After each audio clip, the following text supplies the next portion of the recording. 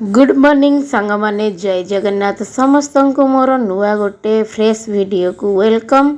तो सांग माने मु बर्तमान सकाळ सकाळ गाधा पाधा करी एठी ठाकुर पूजा कर देछि आपण माने देखि पारुथिबे। आउ सकाळ हमर ठाकुर पूजा न कले तो आम आत्मा को शांति ही मिलिवनी।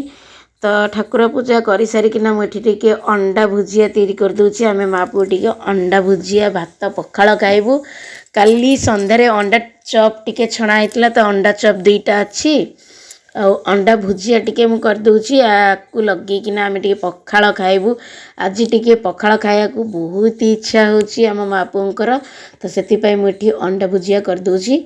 अंडा भुजिया और अंडा चप को मन को भल लगे निहती कहबे। आम एठी पखाल कंसा पूरा बाढ़ी देचु देखि पारुथिबे दुईटा जगह पखाल अंडा भुजिया अंडा चप। आम एठी माँ पुआ पखाल को पूरा एंजॉय करिकिना खाइबू।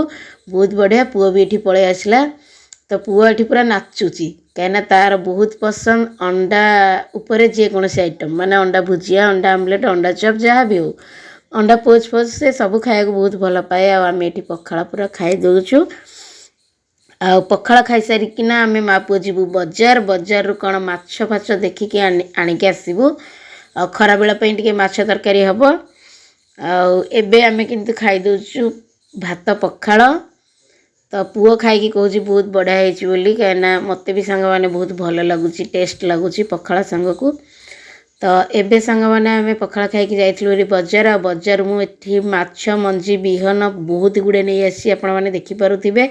आ माछ भी बहुत गुड़े नहीं आसी माछ पूरा गोटाए किलो पर होता नहीं आसी। आ मंजी भी गोटे किलो नहीं आसी आपको आज भलसे आज पूरा बना हब खिया हब।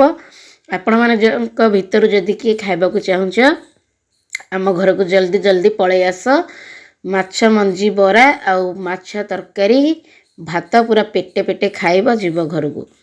तो सांग माने जदि आपण मानक ये वीडियोटी भल लगी थाए वीडियो रे गोटे लाइक करेंगे कमेंट करेंगे आउ जरूर चैनल को सब्सक्राइब करेंगे। सांग माने रहुची नमस्कार जय Jagannath bye bye bye bye.